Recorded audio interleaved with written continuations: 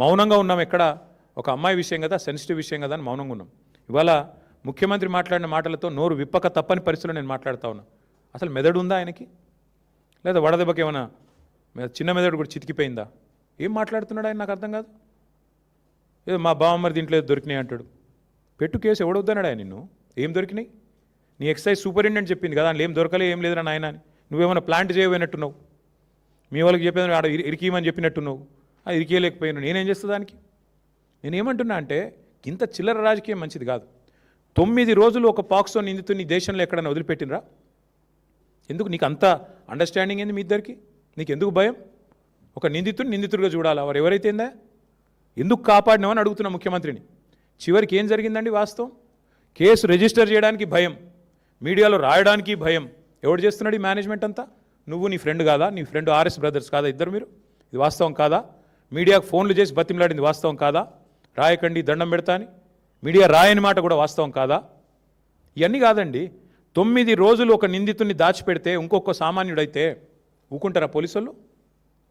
వాళ్ళ తల్లిని తండ్రిని తీసుకొచ్చి పోలీస్ స్టేషన్లో కూర్చోబెట్టారు. అంటే ఇక్కడ కేంద్ర మంత్రి కాబట్టి స్పెషల్ ఎక్సెప్షనా?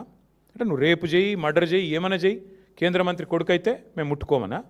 రేవంత్ రెడ్డి ఉన్నాడు మా దోస్తు కాబట్టి కాపాడుకుంటామనా?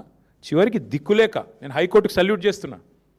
బెయిల్ కోసం ప్రయత్నం చేసిండ్రు మీరు, అది రాకపోతే సచ్చినట్టు నువ్వు అరెస్ట్ అంటావు, ఆయన లొంగుబాటు అంటాడు. ఇద్దరు డ్రామాలు, తోడు దొంగలు. సిగ్గులేదు ఇంకా మాట్లాడడానికి. ఆ అమ్మాయి కాదు, ఇవాళ రాష్ట్రంలోని అమ్మాయిలందరూ మహిళలందరూ మీ మొహం మీద ఉమ్ముతున్నారు. సిగ్గులేదు ఈ ప్రభుత్వానికి అని. ఎందుకండి అంత మొహమాటం? అరే జరిగింది ఏంది? నువ్వు మాట్లాడేది ఏంది? నీకు మెదడుందా? హైట్ ఒకటే తక్కువ అనుకున్నా, బుర్ర కూడా తక్కువనే రేవంత్ రెడ్డికి. ఇంత అన్యాయమా? ఒక అమ్మాయికి అన్యాయం జరిగితే ఆ అమ్మాయి వివరాలు బయటపెట్టిన వెధవలు ఎవరు బయటపెట్టు. ఇప్పటికి 15 మంది మీద కేసు అయింది పేట్ బషీరాబాద్లో. ఎవరు ఆ వెధవలు? బీజేపీ వాళ్ళు. ఆ అమ్మాయి హనీ ట్రాప్ అని రాసిన వెధవలు ఎవరు మీడియాలో? నేను అడుగుతున్నా, ఎవరు ఆ వెధవ మీడియా? ఏది హనీ ట్రాప్ అని చెప్పి మనీ ట్రాప్లో పడ్డ మీడియా ఎవరు? వాళ్ళని అడుగుతున్నా నేను. సిగ్గుందా మీకు? అసలు ఇజ్జతుందా?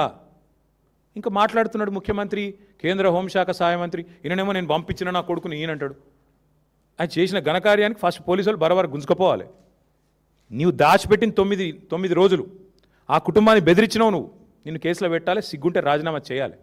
ఇంకా మీదికెళ్ళి ఏదో చాలా ఇద్దరు శుద్ధ